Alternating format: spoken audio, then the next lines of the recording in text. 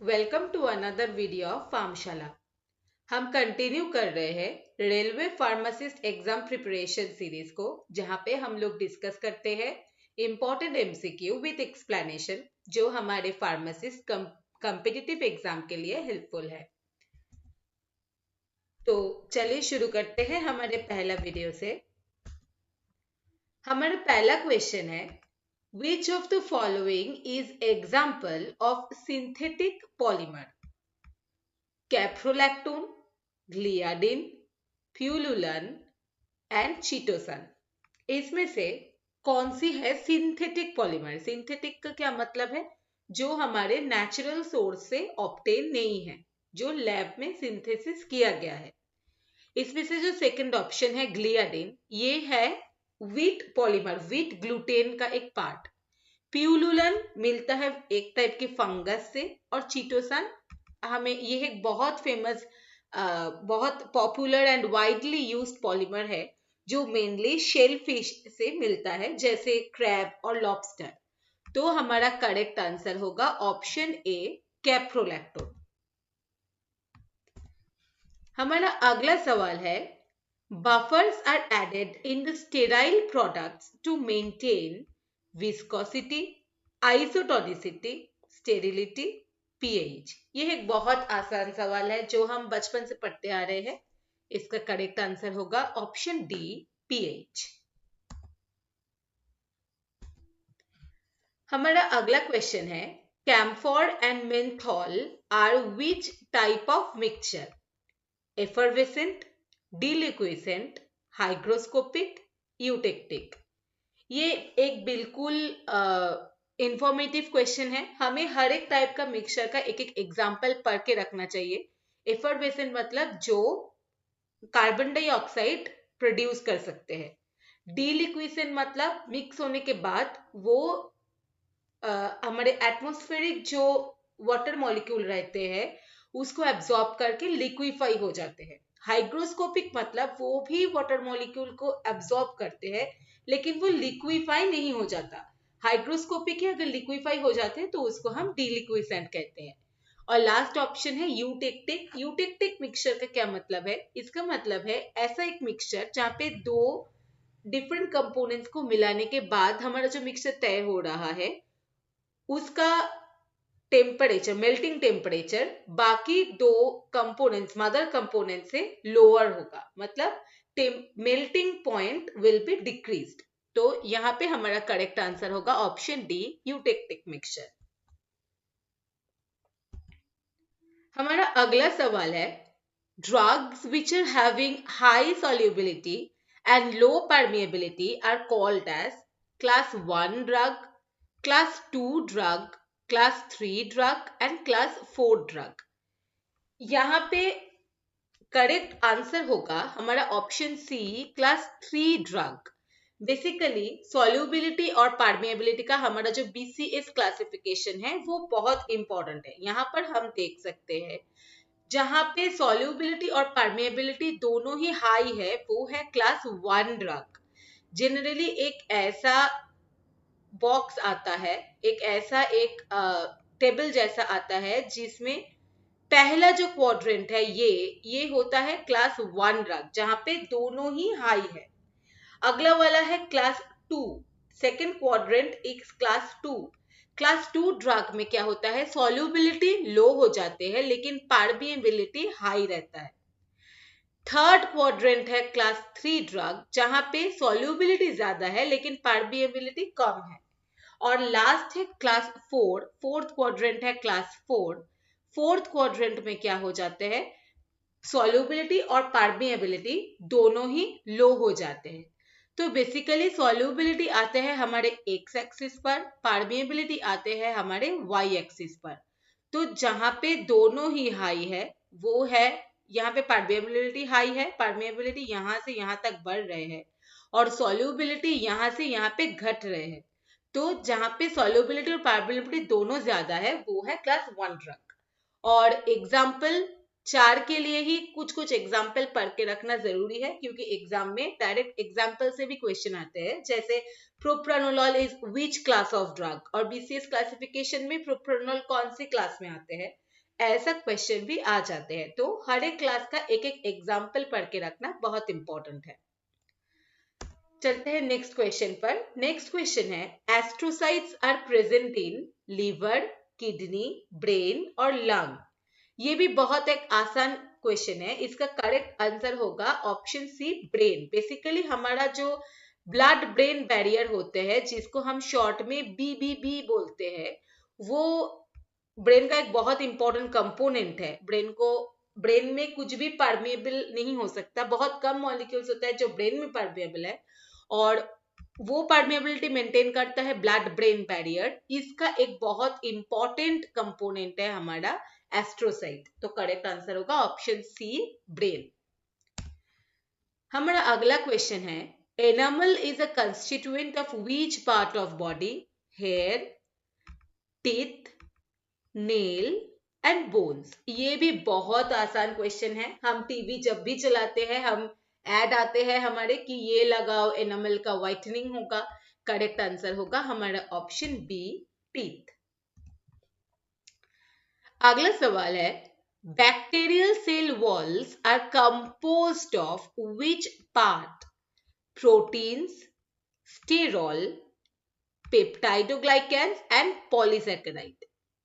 यहाँ पे ये बहुत आसान क्वेश्चन है। हम लोग ग्राम पॉजिटिव और ग्राम नेगेटिव, ये 2 टाइप का बैक्टीरिया के बारे में सुने हैं। बैक्टीरिया का एक मेजर क्लासिफिकेशन होता है ग्राम पॉजिटिव और ग्राम नेगेटिव। वो क्लासिफिकेशन अगर हमें याद है तो हम ये क्वेश्चन का आंसर भी दे पाएंगे। इसका करेक्ट आंसर होगा ऑप्शन सी, पेप्टाइडोग्लाइकेन।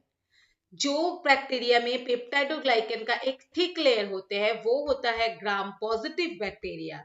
जिसमें एक थिन लेयर आता है, वो होता है ग्राम नेगेटिव बैक्टीरिया। और ग्राम पॉजिटिव और ग्राम नेगेटिव के कुछ एग्जांपल्स और स्टेनिंग में वो कौन से अलग कलर्स देते हैं, ये भी पढ़ना बहुत जरूरी होता है। बेसिकली ग्राम पॉजिटिव का जो कुछ एग्जांपल्स है, उसमें हमारे इंपॉर्टेंट बैक्टीरिया में से streptococcus, staphylococcus, enterococcus, clostridium, corynebacterium, sorry not cyanobacterium, corynebacterium, ये सारे आते हैं। और ग्राम नेगेटिव के अंदर आते हैं जैसे निसेरिया और मेनिंजोकोक्काई, शिगेला, साल्मोनेला, हमारा इकोलाई, स्यूडोमोनास, ये सारे आते हैं हमारे ग्राम नेगेटिव में। ठीक है, ये बहुत इंपॉर्टेंट एक चीज है। तो ग्राम नेगेटिव और ग्राम पॉजिटिव की सबसे कंपैरिजन क्या होते हैं और उसका रिजल्ट कैसे आते हैं, कलर कौन सा क्या देते हैं। जैसे ग्राम पॉजिटिव पर्पल कलर देते हैं और ग्राम नेगेटिव जो है वो पिंक या फिर रेड कलर देता है। पिंक और रेड, बेसिकली मतलब पिंक रेड, ऐसा कुछ एक रेडिश टाइप का कलर देते हैं। ये सारा ग्राम स्टेनिंग के प्रोसीडियर, प्राइमरी डाई जैसे होते हैं क्रिस्टल वायलेट, मॉर्डेंट होते हैं ग्राम आयोडीन, डी कलराइजर होते हैं अल्कोहल या एसीटोन, काउंटर स्टेन है सैफ्रनिन और इसका मैकेनिज्म ऑफ एक्शन। ये सारे पढ़ना बहुत जरूरी है। ग्राम स्टेनिंग से अच्छा खासा क्वेश्चन जीपैट में या फिर कोई भी कॉम्पिटिटिव एग्जाम में आ ही जाते हैं। तो चलते हैं हमारे अगले सवाल पर। हमारा अगला क्वेश्चन है, Which is the use of lanolin? Lanolin का यूज क्या है? As an emollient, preservative, viscosity controller, colouring agent. अब लैनोलिन एक टाइप का कंपोनेंट है जो हमारे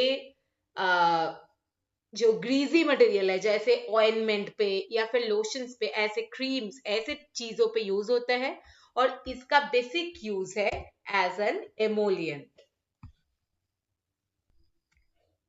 अब एमोलिएंट का क्या मतलब है? एमोलिएंट का मतलब होता है एक ऐसा सब्सटेंस जो हमारे स्किन को सॉफ्ट करते हैं और स्मूथ करते हैं। तो कोई भी ऐसे वैक्स या फिर ग्रीजी चीज जैसे लैनोलिन, ये होते हैं एमोलिएंट। और जैसे प्रिजर्वेटिव, प्रिजर्वेटिव के अंदर, प्रिजर्वेटिव मतलब जो हमारे, प्रिजर्वेटिव मतलब जो शेल्फ लाइफ को बढ़ाते हैं, उसको बोलते हैं प्रिजर्वेटिव। विस्कोसिटी कंट्रोलर का तो मतलब हमें पता है, जो विस्कस करते हैं कोई भी हमारे कॉस्मेटिक्स को या फिर डोजेस फॉर्म को। और कलरिंग एजेंट मतलब अगर हमें एक पर्टिकुलर कलर चाहिए तो उसके लिए हम कलरिंग एजेंट यूज करते हैं। चलते हैं अगला सवाल पर। Wilhelmy plate method is used to measure density, specific gravity, viscosity, surface tension. ये भी एक बिल्कुल इंफॉर्मेशन बेस्ड क्वेश्चन है. इसका करेक्ट आंसर होगा ऑप्शन डी, सरफेस टेंशन. हमारे अगले सवाल पे, vitamin B5, what is the other name of vitamin B5? Riboflavin, pantothenic acid, nicotinic acid, pyridoxine. कौन से विटामिन का क्या नाम है, मतलब केमिकल नेम क्या है? ये एक बहुत इंपॉर्टेंट क्वेश्चन है. ये क्वेश्चन का करेक्ट आंसर होगा option B, pantothenic acid. Basically जो सारे विटामिन है, विटामिन ए, डी, ई, के और विटामिन बी का सारे टाइप्स, B1, 2, 3, 5, 6, 7, 9, 12 और सी, हर एक का केमिकल नेम हो सके तो उसके अंदर मेन कौन सा रिंग, मतलब ऑर्गेनिक रिंग प्रेजेंट है, वो उसका एक्टिव फॉर्म, ये पढ़ना ना पढ़ना मतलब ये ऑप्शनल है, लेकिन केमिकल नेम, फंक्शन और बहुत इंपॉर्टेंट है उसका डेफिशिएंसी डिजीज, ये तीन चीज पढ़ना बहुत इंपॉर्टेंट है. Source, function, ring, active form, ये सारे हम पढ़ सकते हैं अगर याद रख सके तो, लेकिन केमिकल नेम और डेफिशिएंसी डिजीज, ये दो चीज बहुत बहुत इंपॉर्टेंट है. जैसे रिबोफ्लाविन, ये है विटामिन B2 का केमिकल नेम. पेंटोथेनिक एसिड तो विटामिन B5 का है. निकोटिनिक एसिड जो है, निकोटिनिक एसिड बेसिकली कोई भी विटामिन का नाम नहीं है. नियासिन जो है वो है विटामिन B3 का नेम. और पायरिडॉक्सिन जो है वो है विटामिन B6 का नेम. और विटामिन B5 हमारा जो है, जिसका बारे में हमारा ये क्वेश्चन है, विटामिन B5 ये साइट्रिक एसिड का एक कोएंजाइम होते हैं जो हमारे बॉडी में फैटी एसिड सिंथेसिस वगैरह में हेल्प करता है. तो विटामिन B5 के डेफिशिएंसी से हमारे बर्निंग फीट सिंड्रोम होते हैं. जो सारे डेफिशिएंसी सिंड्रोम है उसमें से रिकेट्स जो विटामिन डी की कमी से होता है, नाइट ब्लाइंडनेस और ज़ेरोफ्थाल्मिया विटामिन ए की कमी से होता है, बेरी और WKS ये होता है विटामिन B1 की कमी से, पेलेग्रा होता है विटामिन B3 की कमी से, और स्कारवी होते हैं विटामिन सी की कमी से. जो सारे ऐसे नाम वाला जो डिजीज है उसको पढ़ना बहुत इंपॉर्टेंट है. वो एग्जाम में, जीपैट में, कोई भी कॉम्पिटिटिव एग्जाम में बहुत आता है. हमारा अगला सवाल है, insulin is composed of total how many amino acids? 30 amino acid, 51 amino acid, 21 amino acid, 81 amino acid. इसका करेक्ट आंसर होगा हमारा 51 अमाइनो एसिड. इंसुलिन जो है उसमें दो चेन्स रहते हैं, चेन ए और चेन बी. चेन ए में होता है 21 अमाइनो एसिड, चेन बी में होता है 30 अमाइनो एसिड. और बोथ जो चेन है वो डाइसल्फाइड ब्रिज से जुड़ा हुआ होता है. अगला सवाल ये है, question number 87 is, which one of the following lymphocyte produce antibodies? मतलब ये नीचे में से कौन से लिम्फोसाइट एंटीबॉडी प्रोड्यूस करते हैं? B cell, helper T cell, macrophages, T cell. जहां पर ही हम लिम्फोसाइट ये चीज देखेंगे एंटीबॉडीज के लिए, वहां पर हमारा करेक्ट आंसर होगा ऑलवेज बी सेल. हमारा जो इम्यून सिस्टम है वो टू टाइप का होते हैं. एक है हमारा एक्वायर्ड और एडप्टिव इम्यून सिस्टम, दूसरा है init immune system. Adaptive immune system ये फिर से टू टाइप का होते हैं. एक है ह्यूमोरल इम्यून सिस्टम और दूसरा है सेल मीडिएटेड इम्यून सिस्टम. इसमें जो ह्यूमोरल इम्यून सिस्टम है वो है हमारे सारे लिम्फेटिक जो लिम्फोब्लास्ट, ये सारे जो आते हैं, मतलब बी सेल. और जो हमारे सेल मीडिएटेड इम्यून सिस्टम है ये है हमारे टी सेल, जिसमें helper T cell, suppressor T cell, cytotoxic T cell, ये सारे चीज आते हैं. और दूसरा हमारा जो इनेट इम्यून सिस्टम है, मतलब हम जो बाय बर्थ हमें जो मिलता है, उसमें टू टाइप का होते हैं. वो भी एक है ब्लड बोर्न, जिसमें हमारा सारे WBCs आते हैं, जैसे न्यूट्रोफिल, मैक्रोफेजेस, ये सारा। और दूसरा टाइप होता है हमारे फिजिकल बैरियर। फिजिकल बैरियर के अंदर आते हैं हमारा म्यूकस, स्किन, ये सारी चीज। तो जहीं पर हम देखेंगे लिम्फोसाइट, वहां पर करेक्ट आंसर होगा B cell. Helper T cell या फिर टी सेल, ये सारे है cell mediated adaptive immune system. और मैक्रोफेज है हमारा blood borne innate immune system. Our next question is, which region of oral mucosa blood flow will be high? Buccal, sublingual, frenulum, ventral tongue. इसका अगर मैं एक ऑप्शन दूं, एक example दूं, तो बहुत इजी हो जाएगा। हमारा जो इश्केमिक हार्ट डिजीज है, उसका एक बहुत कॉमन मेडिसिन है नाइट्रोग्लिसरीन्स।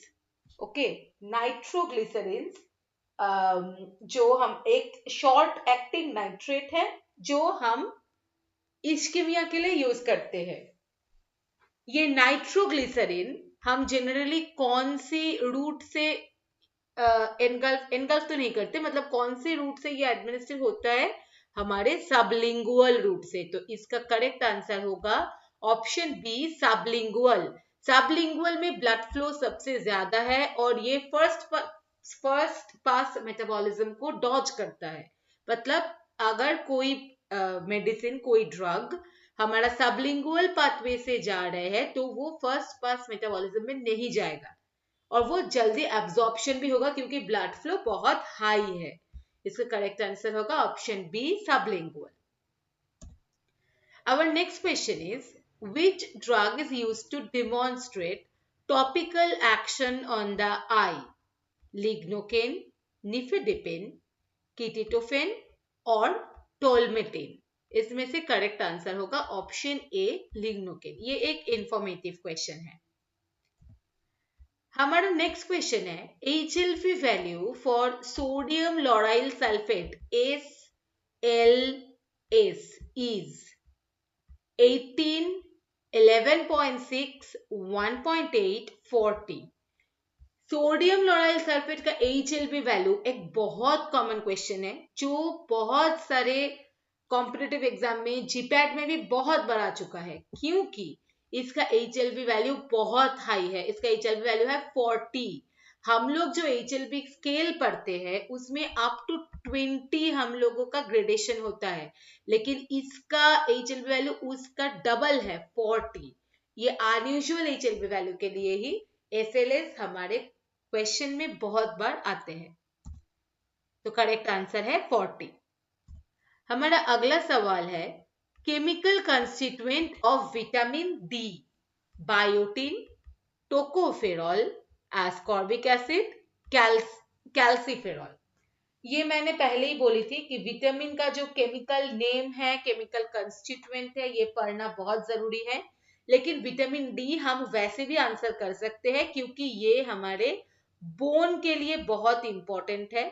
और हमारे बोन के लिए कौन से मिनरल इंपॉर्टेंट होते हैं? कैल्शियम। इसीलिए यहां से हम कोरिलेट कर सकते हैं। इसका करेक्ट आंसर होगा ऑप्शन बी, कैल्सिफेरॉल। जो हमारा बायोटिन है, बायोटिन विटामिन B7 को बोला जाता है। जो हमारा टोकोफेरॉल है, टोकोफेरॉल विटामिन ई को बोला जाता है। और एस्कॉर्बिक एसिड है विटामिन सी। तो हमारा अगला सवाल है, the process of transferring a charge from a charge object to the earth is called charging, earthing, skimming, discharging. ये एक जनरल नॉलेज का क्वेश्चन है, जो हमारा कोई भी कॉम्पिटिटिव एग्जाम में जो जनरल नॉलेज वाला पार्ट है, उसमें आ सकते हैं। इसका करेक्ट आंसर होगा option B, earthing. Penicillin vaccine was discovered by Robert Koch, Edward Jenner, Watson and Crick, Alexander Fleming। ये भी जनरल नॉलेज का भी क्वेश्चन है, जनरल साइंस का भी क्वेश्चन है, और वैसे भी हमारा वैक्सीन का तो एक चैप्टर आता ही है फार्मेसी में। तो इसका करेक्ट आंसर मुझे लगता है सबको पता है, ऑप्शन डी, अलेक्जेंडर फ्लेमिंग है इसका correct answer. Our next question is lyophilization means vacuum dryer, fluidized bread dryer, spray dryer और freeze dryer. इसका करेक्ट आंसर होगा option D, freeze dryer. Freeze drying का दूसरा नाम होता है लायोफिलाइजेशन. फ्रीज ड्रायर जो मेथड में काम करता है उसको बोलते हैं लायोफिलाइजेशन. लायोफिलाइजेशन जिस प्रिंसिपल में काम करते हैं उसको बोलते हैं सब्लिमेशन. सब्लिमेशन का क्या मतलब है? सब्लिमेशन का मतलब है कोई भी एक फ्रोजन मटेरियल को हम डायरेक्टली वेपर में अगर कन्वर्ट कर रहे हैं तो मतलब हम सॉलिड से लिक्विड फेज में नहीं जा रहे हैं, डायरेक्टली उसका जो गैसियस फेज है उसमें जा रहे हैं, उसको बोलते हैं सब्लिमेशन. लायोफिलाइजेशन में क्या होता है, हर एक चीज का ट्रिपल पॉइंट आता है. ट्रिपल पॉइंट मतलब जहां पे तीन टाइप का हमारा जो स्टेट होता है सॉलिड, लिक्विड और गैस वो इक्विलिब्रियम में रहते हैं. ऐसे एक टेम्परेचर प्रेशर का पॉइंट होता है ट्रिपल पॉइंट. अब वो ट्रिपल पॉइंट के नीचे अगर कोई भी लिक्विड को, जैसे लायोफिलाइजेशन में जनरली वाटर को ही किया जाता है, उसको अगर हम उसके नीचे वाले टेम्परेचर में सब्लिमेशन के प्रोसेस के थ्रू ले जाए तो वाटर आइस से डायरेक्ट वेपर हो जाते हैं. इसको बोलते हैं सब्लिमेशन और ये प्रोसेस को बोलते हैं लायोफिलाइजेशन. तो फ्रीज ड्रायर में लायोफिलाइजेशन देखा जाता है. तो हमारा करेक्ट आंसर होगा option D, freeze dryer. Our next question is which of the following act as mucolytic? Guaifenesin, noscapine, ephedrine, ambroxol. ये एक बहुत कॉमन सवाल है जो कोई भी एग्जाम में आते हैं और ये हमारे एक डेली यूज करने वाला ड्रग भी है. हमारे हर किसी के हाउस होल्ड में ये ड्रग होते हैं. ऑप्शन डी है करेक्ट आंसर, एम्ब्रोक्सोल.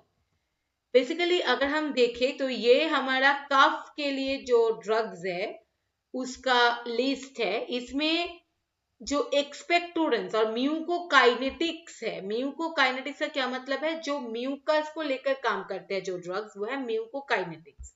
एक होता है सिक्रीशन एनहांसर, जो सिक्रीशन ज्यादा करके कफ हमारा ज्यादा मतलब जो म्यूकस है, म्यूकस ज्यादा प्रोडक्शन हो रहा है तो ज्यादा बाहर जाएगा. और दूसरा है म्यूकोलाइटिक्स जिसमें म्यूकस को लिक्विफाई किया जाता है.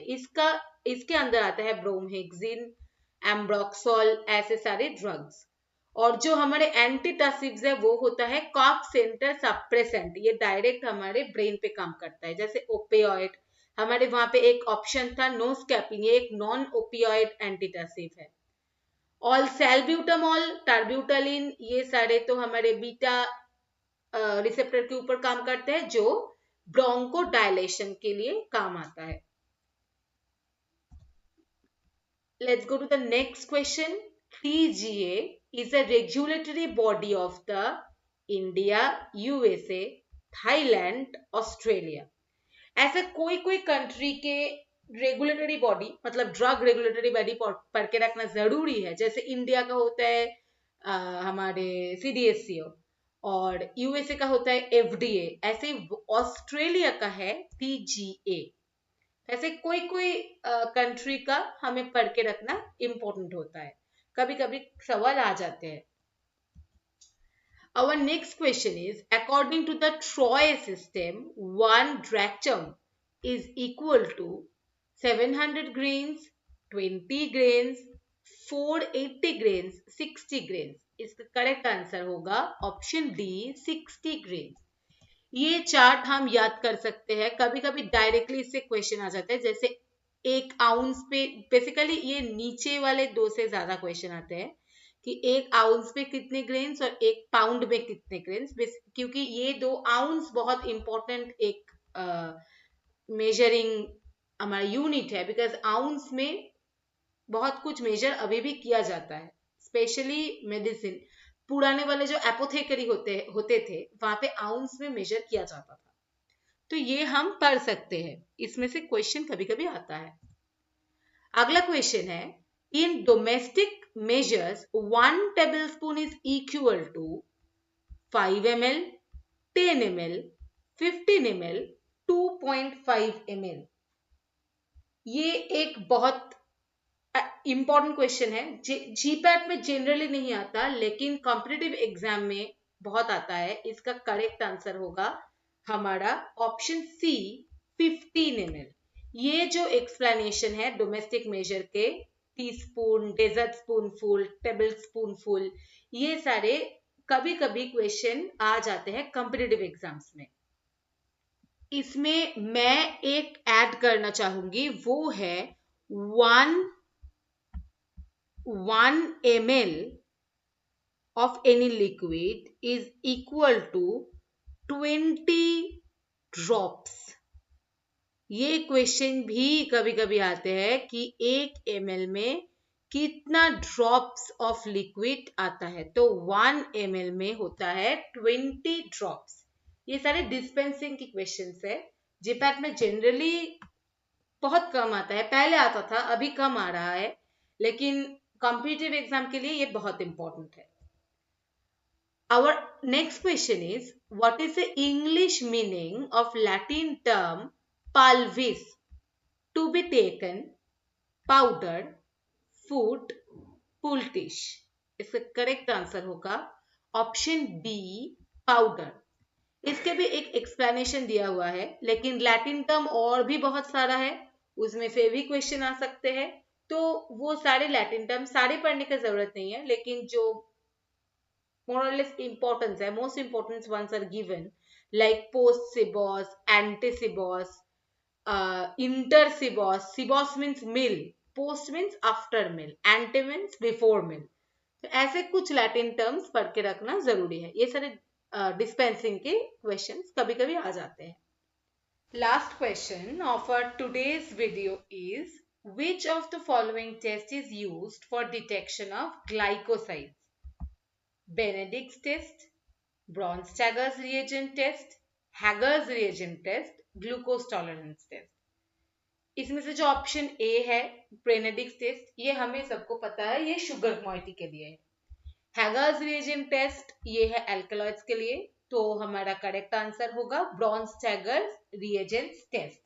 Borntrager test generally CO alkaloids जो होते हैं, जैसे सेना में ब्रॉन्स्टैगर टेस्ट देते हैं। Modified Borntrager test CC alkaloids के लिए होता है, और नॉर्मल जो ब्रॉन्स्टैगर टेस्ट है वो होता है हमारा CO के लिए। तो सेना देता है ब्रॉन्स्टैगर टेस्ट, और मॉडिफाइड ब्रॉन्स्टैगर टेस्ट देता है हमारा एलो। तो यहाँ पे हमारा करेक्ट आंसर होगा option B, Borntrager reagent test. So with this, we are ending our video here. Thank you very much for watching. Please like, share and subscribe to Farmshala for more videos like this. अगर आपको ये PDF चाहिए तो आप visit कर सकते हैं हमारे वेबसाइट farmshala.in या फिर हमारा टेलीग्राम चैनल फार्मशाला में। Thank you once again for watching.